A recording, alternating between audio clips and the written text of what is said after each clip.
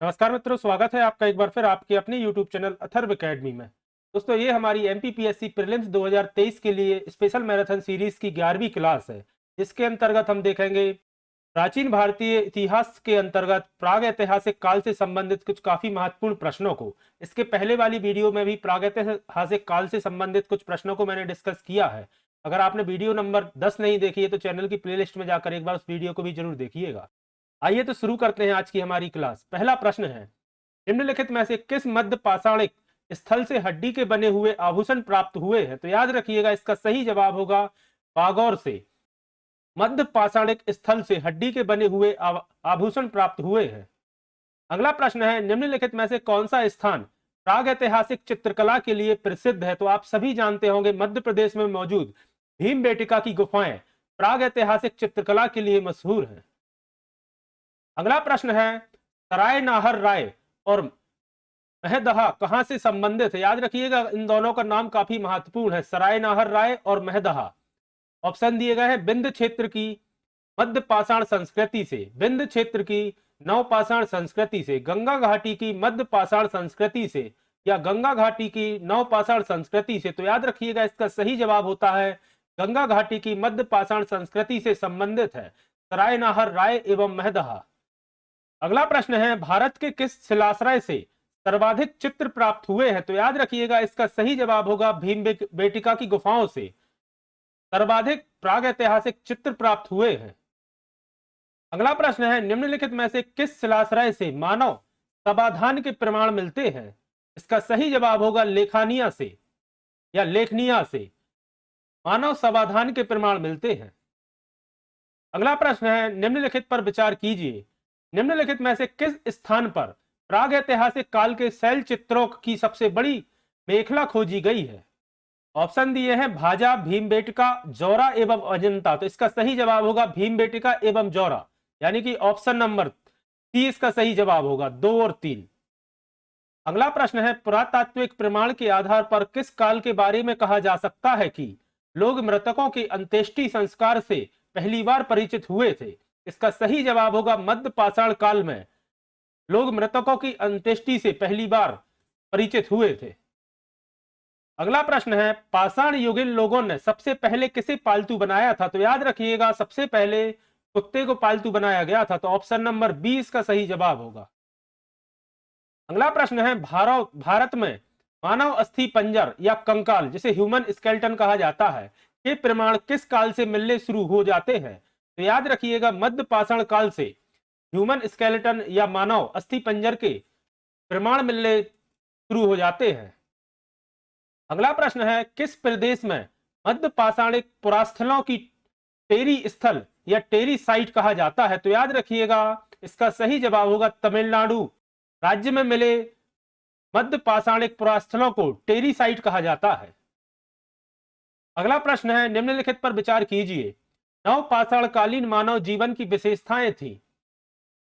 दिया गया है, खेती जो की थी, पशुपालन भी था, स्थायी बस्तियों वाली जिंदगी भी थी, लेकिन लेखन कला का विकास उस समय नहीं हुआ था। तो 1, 2 और 3, खेती, पशुपालन और स्थायी बस्तियों वाली जिंदगी, 1, 2 और 3, यानी कि ऑप्शन नंबर सी इसका सही जवाब होगा। अगला प्रश्न है, मानव किस काल में खाद्य संग्राहक से खाद्य उत्पादक बना? तो याद रखिएगा, नवपाषाण काल में ही मानव खाद्य संग्राहक से खाद्य उत्पादक बना है। अगला प्रश्न है, भारतीय उपमहाद्वीप में कृषि का प्राचीनतम साक्ष्य कहां से प्राप्त हुआ है? तो याद रखिएगा, मैहरगढ़ से कृषि का प्राचीनतम साक्ष्य प्राप्त हुआ है। अगला प्रश्न है, प्रागैतिहासिक अन्न उत्पादक स्थल मैहरगढ़ कहां अवस्थित है? तो याद रखिएगा, मैहरगढ़ पश्चिमी बलूचिस्तान में स्थित है, यानी कि पाकिस्तान में स्थित है। तो ऑप्शन नंबर डी इसका सही जवाब होगा। आपको ऑप्शन में बलूचिस्तान की जगह पाकिस्तान भी मिल सकता है, याद रखिएगा। अगला प्रश्न है, मानव द्वारा सर्वप्रथम प्रयुक्त अनाज कौन सा था? दोस्तों, इसका सही जवाब होता है जौ। बाकी आपको कई बुक्स में इसका जवाब गेहूं भी देखने को मिल सकता है, लेकिन याद रखिएगा, इसका सही जवाब है जौ, क्योंकि जौ एवं गेहूं दोनों के साक्ष्य मिलते हैं 8000 ईसा पूर्व से, चावल के मिलते हैं 7000 ईसा पूर्व के, एवं बाजरा के मिलते हैं 5500 ईसा पूर्व से, याद रखिएगा। तो इन दोनों का, गेहूं एवं जौ का साक्ष्य लगभग 8000 ईसा पूर्व का मिला है, लेकिन इसका सही जवाब होता है जौ। जौ के बाद गेहूं का उपयोग करना शुरू किया गया था। अगला प्रश्न है, निम्नलिखित में से किस नवपाषाण स्थल पर गेहूं एवं जौ की खेती के सर्वप्रथम प्रमाण मिलते हैं? तो याद रखिएगा, गेहूं एवं जौ की खेती के सर्वप्रथम प्रमाण मेहरगढ़ से मिलते हैं, और मेहरगढ़ पश्चिमी बलूचिस्तान में स्थित है, और गेहूं एवं जौ की खेती 8000 ईसा पूर्व से की जा रही है, याद रखिएगा, इसके साक्ष्य मिलते हैं। अगला प्रश्न है, निम्न में से किस एक स्थल से जंगली तथा बोई जाने वाली दोनों प्रकार की धान की प्रजातियों के प्राचीनतम साक्ष्य मिलते हैं? तो याद रखिएगा, बेलन घाटी से जंगली एवं बोई जाने वाली दोनों प्रकार की धान की प्रजातियों के साक्ष्य प्राप्त हुए हैं। अगला प्रश्न है, भारतीय उपमहाद्वीप में धान की खेती का प्राचीनतम साक्ष्य किस पुरातात्विक स्थल से प्राप्त हुआ है? तो याद रखिएगा, उत्तर प्रदेश में कुल्डी हवा नामक पुरातात्विक स्थल से धान की खेती का प्राचीनतम साक्ष्य मिला है। अगला प्रश्न है, खाना बदोश आदमी या नॉम्ड मैन ने किस काल में स्थायी रूप से बसना आरंभ किया था? तो याद रखिएगा, नवपाषाण काल में खाना बदोश आदमियों ने बसना या बस्तियां बनाना आरंभ किया था। तो ऑप्शन नंबर सी इसका सही जवाब होगा। अगला प्रश्न है, गंगा के मैदान में मानव बस्ती का प्राचीनतम अवशेष कहां मिलता है? तो याद रखिएगा, गंगा के मैदान में कालपी से मानव बस्ती का प्राचीनतम अवशेष मिलता है। तो ऑप्शन नंबर बी इसका सही जवाब होगा। अगला प्रश्न है, निम्नलिखित में से किस नवपाषाणिक पुरास्थल के गर्त निवास के प्रमाण मिलते हैं? तो याद रखिएगा, नवपाषाणिक पुरास्थल में गर्त निवास के प्रमाण मिलते हैं बुर्जहोम से। तो ऑप्शन नंबर सी इसका सही जवाब होगा। गर्त निवास का मतलब होता है गुफाओं के अंदर या जमीन के अंदर निवास बनाना। अगला प्रश्न है, निम्नलिखित में से किस स्थान से गर्त निवासों का पुरातात्विक साक्ष्य मिलता है? तो याद रखिएगा, गर्त निवासों का पुरातात्विक साक्ष्य गुफ कराल से मिलता है। तो ऑप्शन नंबर बी इसका सही जवाब होगा। अगला प्रश्न है, नवपाषाण कालीन गर्त निवासियों के साक्ष्य कहां से मिलते हैं? ऑप्शन है बुर्जहोम, गुफ कराल, कुचाई एवं महगढ़ा। तो याद रखिएगा, इसका सही जवाब होगा बुर्जहोम एवं गुफ कराल से। इन दो जगह से नवपाषाण कालीन गर्त निवासियों के साक्ष्य मिलते हैं। तो एक और दो, यानी कि ऑप्शन नंबर डी इसका सही जवाब होगा। अगला प्रश्न है, भारत में कुछ क्षेत्रों के लोग जमीन के अंदर गड्ढों में रहते थे, इस बात का संकेत निम्नलिखित में से कहां मिलता है? तो याद रखिएगा, इस बात का संकेत कश्मीर घाटी से मिलता है। तो ऑप्शन नंबर बी इसका सही जवाब होगा, कश्मीर। अगला प्रश्न है, गर्त निवास निम्न में से किस संस्कृति का विशिष्ट लक्षण है? तो याद रखिएगा, कश्मीर घाटी की नवपाषाणिक संस्कृति का एक विशिष्ट लक्षण है गर्त निवास।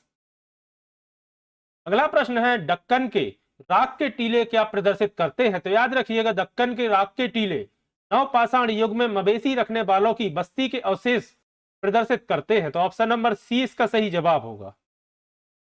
अगला प्रश्न है, राख के टीले किस क्षेत्र की नवपाषाणिक संस्कृति से संबंधित है? तो याद रखिएगा, राख के टीले दक्षिण भारत की नवपाषाणिक संस्कृति से संबंधित है। तो ऑप्शन नंबर 20 का सही जवाब है।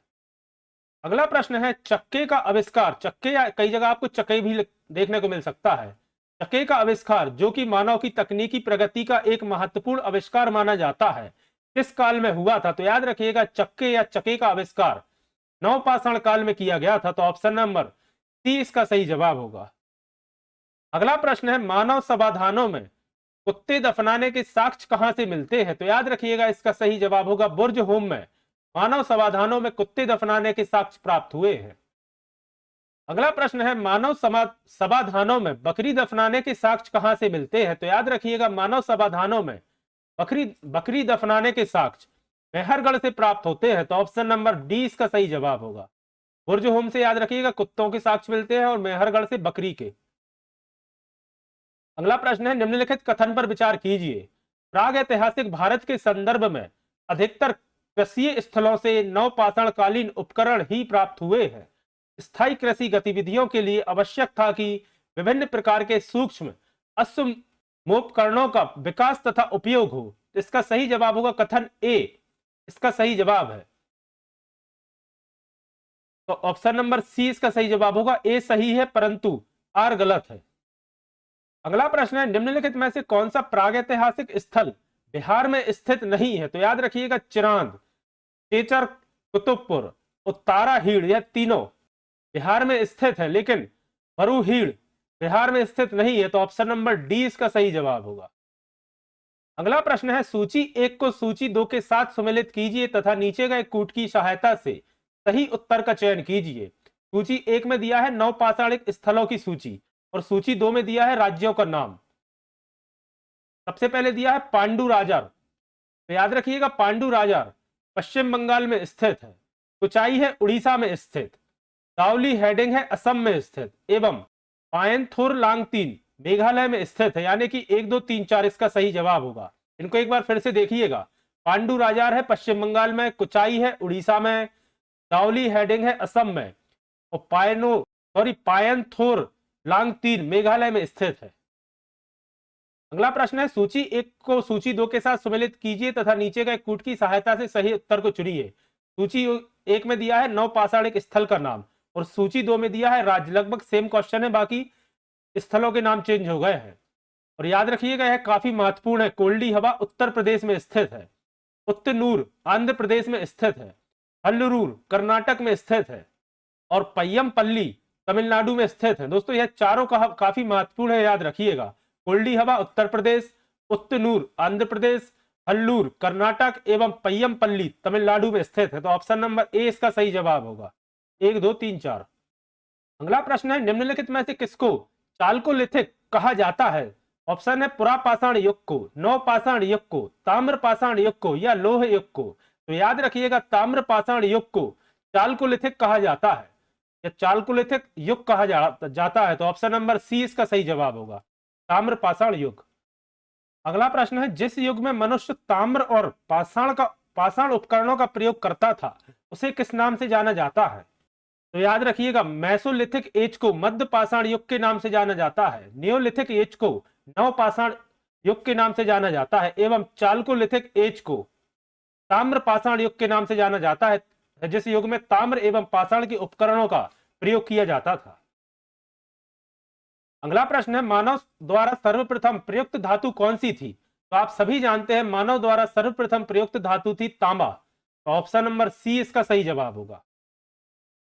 अगला प्रश्न है, निम्नलिखित में से कौन सा कथन सत्य नहीं है? कथन दिए गए हैं, भारत में पुरापाषाण कालीन मानव अग्नि का प्रयोग से परिचित था। फिर दिया है, दक्षिण भारत में गुंटूर एवं कुरनूल में पुरापाषाण कालीन कब्रें मिली हैं। फिर दिया है, कैमूर श्रेणी एवं मिर्जापुर जिले में पुरापाषाण कालीन चित्रकला मिली है। फिर दिया है, उत्तर भारत में ताम्र युग तथा आरंभिक लोह युग की पृथक पहचान की जा सकती है, परंतु दक्षिण भारत में पाषाण युग के तुरंत बाद लोह युग आरंभ होता है। इसका सही जवाब होगा ऑप्शन नंबर बी, जो कि गलत है। दक्षिण भारत में गुंटूर एवं कुरनूल में पुरापाषाण कालीन कब्रें मिली हैं। और पूछा गया था कौन सा कथन सत्य नहीं है, तो यह सत्य नहीं है। बाकी इसके अलावा यह तीनों सत्य है, याद रखिएगा। भारत में पुरापाषाण कालीन मानव अग्नि के प्रयोग से परिचित थे, कैमूर श्रेणी एवं मिर्जापुर जिले में पुरापाषाण कालीन चित्रकला मिली है, उत्तर भारत में ताम्र युग तथा आरंभिक लोह युग की पृथक पहचान की जा सकती है, जबकि दक्षिण भारत में पाषाण युग के तुरंत बाद लोह युग आरंभ होता है। अगला प्रश्न है, सूची 1 को सूची 2 के साथ सम्मिलित कीजिए तथा नीचे दिए गए कूट की सहायता से सही उत्तर का चयन कीजिए। सूची 1 में दिए गए हैं काल और सूची 2 में उनके अभिलक्षण। पुरापाषाण काल के अभिलक्षण है आखेट व खाद्य संग्राहक। आखेट का मतलब होता है शिकार करना, याद रखिएगा। तो खाद्य संग्रहण का आप सभी जानते हैं, खाद्य पदार्थ का संग्रहण करना, तो यह पुरापाषाण काल का अभिलक्षण है। फिर मध्य पाषाण काल में आखेट यानी शिकार करते थे लोग और पशुपालक भी हो चुके थे। नवपाषाण काल में आखेट भी करते थे, पशुपालक भी हो चुके थे, इसके अलावा खाद्य उत्पादक भी थे। और ताम्रपाषाण काल में लोग कृषक हो चुके थे, यानी कृषि करने लगे थे। तो 1 2 3 4 इसका सही जवाब होगा, तो ऑप्शन नंबर ए इसका सही जवाब है। याद रखिएगा पुरापाषाण काल में शिकार करते थे और खाद्य सामग्री का संग्रहण करते थे। मध्य पाषाण काल में शिकार करते थे एवं पशुपालन करते थे। नवपाषाण काल में खाद्य का उत्पादन करना शुरू कर दिया था और ताम्रपाषाण काल में प्रॉपर कृषि करना स्टार्ट कर दिया था। अगला प्रश्न है, सूची 1 को सूची 2 के साथ सम्मिलित कीजिए तथा नीचे दिए गए कूट की सहायता से सही उत्तर का चयन कीजिए। सूची 1 में दिया है काल और सूची 2 में दी है उनकी विशेषता। पुरापाषाण काल में कैलाशरय अधिवास था, यानी गुफाओं में रहते थे। मध्य पाषाण काल में नदी तट आवास बन गए थे, नव पाषाण काल में गर्त आवास बन गए थे, और ताम्र पाषाण काल में कच्चे एवं पक्के मकान बनना स्टार्ट हो गए थे। याद रखिएगा, शैलाश्रय जो नेचुरल गुफा होती हैं या पर्वतों की तलहटी होती हैं, उन्हें शैलाश्रय कहा जाता है। और गर्त आवास होते हैं जो कि बनाए जाते हैं आर्टिफिशियली तौर पर, जमीन के नीचे खोद के, जिनमें प्रॉपर वेंटिलेशन का सिस्टम और बाकी सुविधाएं बनाई जाती हैं। तो शैलाश्रय थे पुरापाषाण काल में, और मध्य पाषाण काल में नदी तट आवास थे, नव पाषाण काल में गर्त आवास थे, और ताम्र पाषाण काल में कच्चे एवं पक्के मकान बनना स्टार्ट हो चुके थे। तो 1 2 3 4 यानी कि ऑप्शन नंबर ए इसका सही जवाब होगा। और एग्जाम में आपको इस तरह से सीक्वेंस नहीं आएगा जी, तो आपको आसानी से रिकॉल हो सके, इस वजह से मैंने एज इट इज 1 2 3 4 करके इनका सीक्वेंस जमाया है। अगला प्रश्न है, प्रागैतिहासिक काल का कौन सा स्थल तामवती के नाम से प्रसिद्ध है? तो याद रखिएगा, तामवती के नाम से पहाड़ को जाना जाता है, तो ऑप्शन नंबर सी इसका सही जवाब होगा। अगला प्रश्न है, सूची 1 को सूची 2 के साथ सुमेलित कीजिए तथा नीचे दिए गए कूट की सहायता से सही उत्तर का चयन कीजिए। सूची 1 में दी है संस्कृति और सूची 2 में दिया है क्षेत्र। सबसे पहले याद रखिएगा, अहाड़ संस्कृति का संबंध है दक्षिण पूर्वी राजस्थान से, कायथा संस्कृति का संबंध है पश्चिमी मध्य प्रदेश से, सवाल्दा संस्कृति का संबंध है पश्चिमी महाराष्ट्र से, और प्रभास संस्कृति का संबंध है दक्षिण पश्चिमी गुजरात से। ऑप्शन नंबर ए इसका सही जवाब होगा, 1 2 3 4। अगला प्रश्न है, निम्नलिखित में से किस स्थल से ताम्र निर्मित सारथी युक्त रथ खिलौना मिला है? तो याद रखिएगा, रथ खिलौना मिला है देमाबाद से, तो ऑप्शन नंबर ए इसका सही जवाब होगा। ताम्र था, मतलब तांबे से निर्मित था, सारथी के साथ रथ वाला खिलौना था जो कि देमाबाद से मिला है। अगला प्रश्न है, निम्नलिखित में से किस स्थल से 5 कमरों वाला मकान के अवशेष मिले हैं? तो याद रखिएगा, 5 कमरों वाले मकान के अवशेष मिले हैं इनाम गांव से, तो ऑप्शन नंबर ए इसका सही जवाब होगा। अगला प्रश्न है, किस क्षेत्र से प्राप्त होने वाले चित्रित मृदभांड को सर्वोत्कृष्ट माना जाता है? तो याद रखिएगा, मालवा से मिले चित्रित मृदभांड को सर्वोत्कृष्ट माना जाता है। अगला प्रश्न है, निम्नलिखित को कालक्रम के अनुसार व्यवस्थित करें। सबसे पहले आता है पाषाण काल, फिर आता है ताम्र पाषाण काल, फिर आता है कांस्य काल, और फिर आता है लोह काल। इसके अलावा याद रखिएगा, पाषाण काल में भी 3 उसमें बांटा गया है इनको 3 कालों में, पूर्व पाषाण काल, मध्य पाषाण काल और नव पाषाण काल। उसके बाद आता है ताम्र पाषाण काल, फिर आता है कांस्य काल, तो फिर आता है लोह काल। इनको मैंने सीक्वेंस से ही जमाया है। ऑप्शन नंबर ए इसका सही जवाब होगा, 1 2 3 4। अगला प्रश्न है, भारत में लोहे का प्रयोग कब आरंभ हुआ? 2000 ईसा पूर्व, 1700 ईसा पूर्व, 1500 ईसा पूर्व या 1300 ईसा पूर्व? तो याद रखिएगा, भारत में 1300 ईसा पूर्व सर्वप्रथम लोहे का प्रयोग आरंभ हुआ था। 1300 एडी में, याद रखिए, 1300 बीसी में, बिफोर क्राइस्ट, ईसा से 1300 वर्ष पहले। अगला प्रश्न है, उत्तरी भारत के गांगेय घाटी में लोहे का प्रयोग कब आरंभ हुआ? गांगेय घाटी का मतलब होता है गंगा नदी घाटी में, और याद रखिएगा 1000 ईसा पूर्व गांगेय घाटी या गंगा नदी घाटी में लोहे का प्रयोग आरंभ होता है। अगला प्रश्न है, निम्नलिखित में से कौन सा कथन लोह काल के संबंध में सही नहीं है? कथन दिए गए हैं, भारत में लोहे का आरंभ 1300 ईसा पूर्व में हुआ था, यह कथन सत्य है। उत्तरी भारत के गांगेय घाटी में लोहे का प्रयोग 1000 ईसा पूर्व में आरंभ हुआ था, यह भी सत्य है। फिर दिया है, पूर्व वैदिक काल के आर्यों को लोहे का ज्ञान था। तो याद रखिएगा, पूर्व वैदिक काल के आर्य थे 1500 ईसा पूर्व, और लोहे का प्रारंभ हुआ है 1300 ईसा पूर्व, यानी कि इन लोगों को लोहे की जानकारी नहीं थी या लोहा ज्ञात नहीं था, तो ऑप्शन नंबर सी इसका सही जवाब होगा। और उत्तर वैदिक काल के आर्यों को लोहे का ज्ञान था। वैदिक काल की अवधि याद रखिएगा 1500 ईसा पूर्व से 600 ईसा पूर्व तक रही है। तो पूर्व वैदिक काल में लोहे का ज्ञात नहीं था, लेकिन उत्तर वैदिक काल में लोहे का ज्ञान था, तो ऑप्शन नंबर सी इसका सही जवाब होगा। क्योंकि पूछा गया है गलत कथन कौन सा है। अगला प्रश्न है, प्राचीन भारत की द्वितीय नगरीय क्रांति को बुद्ध के जमाने में शुरू हुई थी, वह प्रधान रूपेण किस पर आधारित थी? तो याद रखिएगा, यह क्रांति मुख्य रूप से लोहे तकनीक के प्रयास पर आधारित थी, तो ऑप्शन नंबर सी इसका सही जवाब होगा। अगला प्रश्न है, निम्नलिखित में से कौन सी लोह प्रयुक्ता संस्कृतियों में शामिल नहीं है? इसका सही जवाब होगा गैरिक मित्रभांड संस्कृति लोह प्रयुक्ता संस्कृतियों में शामिल नहीं है। इसके अलावा चित्रित धूसर मृदभांड संस्कृति, उत्तरी काली पॉलिश वाली मृदभांड संस्कृति, दक्षिण भारत की महापाषाण संस्कृति शामिल है, लेकिन गैरिक मृदभांड संस्कृति लोह प्रयुक्ता संस्कृतियों में शामिल नहीं है।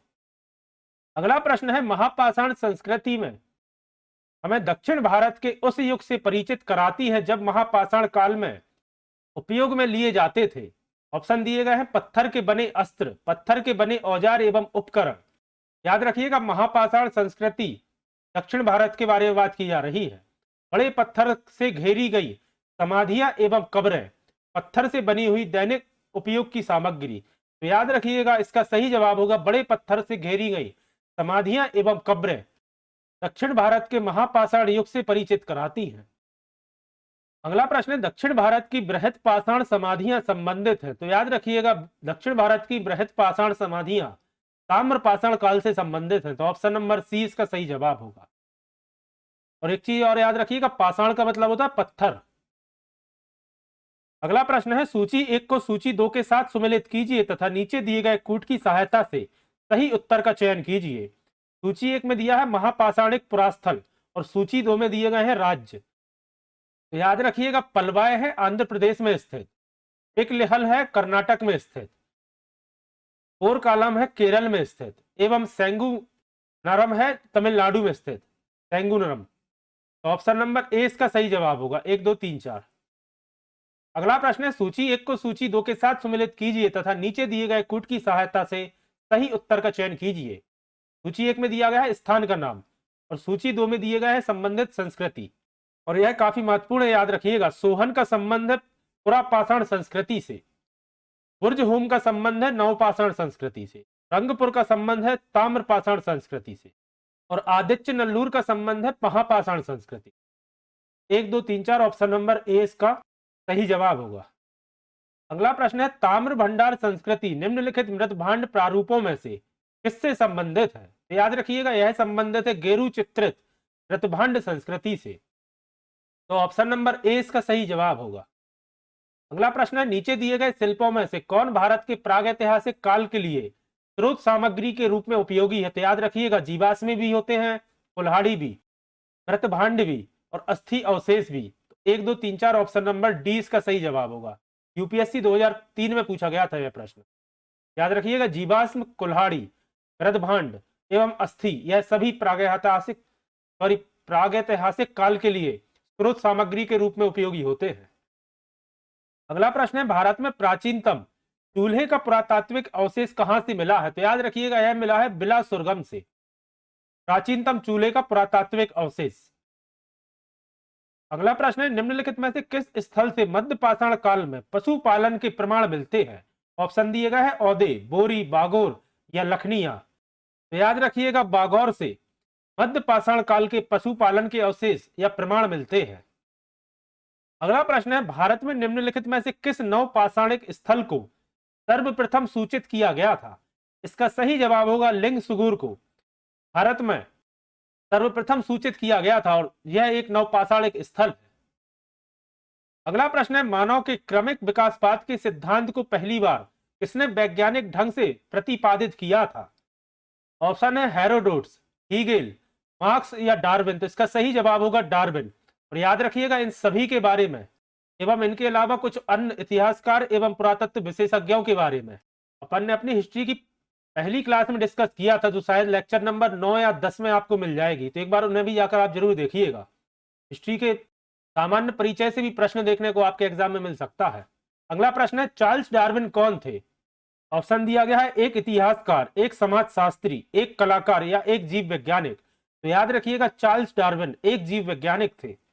ऑप्शन नंबर डी इसका सही जवाब होगा। अगला प्रश्न है, चार्ल्स डार्विन का संबंध किस देश से है? तो याद रखिएगा, चार्ल्स डार्विन इंग्लैंड के रहने वाले थे। तो ऑप्शन नंबर डी इसका सही जवाब है। अगला प्रश्न है, डार्विन का मानव संबंधी क्रमिक विकासवाद सिद्धांत ईसाई धर्म ग्रंथ बाइबल में प्रतिपादित किस मत या सिद्धांत का खंडन करता है? तो याद रखिएगा, बाइबल में प्रतिपादित देवीय उत्पत्ति मत का खंडन करता है। डार्विन का मानव संबंधी क्रमिक विकासवाद का सिद्धांत। अगला प्रश्न है the Origin of Species by means of natural selection के लेखक कौन है? तो याद रखिएगा इसके लेखक है Charles Darwin. Option number D इसका सही जवाब होगा। चार्ल्स डार्विन एक जीव वैज्ञानिक थे और इंग्लैंड के रहने वाले थे, याद रखिएगा। अगला प्रश्न है चार्ल्स डार्विन की रचना the Origin of Species by means of natural selection कब प्रकाशित हुई थी? तो याद रखिएगा यह 1859 में प्रकाशित हुई थी। चार्ल्स डार्विन की रचना है, याद रखिएगा। अगला प्रश्न है द डिसेंट ऑफ मैन किसकी कृति है? तो याद रखिएगा द डिसेंट ऑफ मैन भी चार्ल्स डार्विन की ही रचना है। तो ऑप्शन नंबर डी इसका सही जवाब होगा। अगला प्रश्न है निम्नलिखित में से किसने कहा कि जीवों में अस्तित्व के लिए निरंतर संघर्ष रहता है, इसके परिणाम स्वरूप केवल योग्यतम प्राणी ही जीवित बच पाते हैं? तो दोस्तों याद रखिएगा यह कथन भी चार्ल्स डार्विन का ही है, जिन्होंने कहा था जीवों के अस्तित्व में निरंतर संघर्ष होता है और जिसके परिणाम स्वरूप केवल योग्यतम प्राणी ही जीवित बच पाते हैं।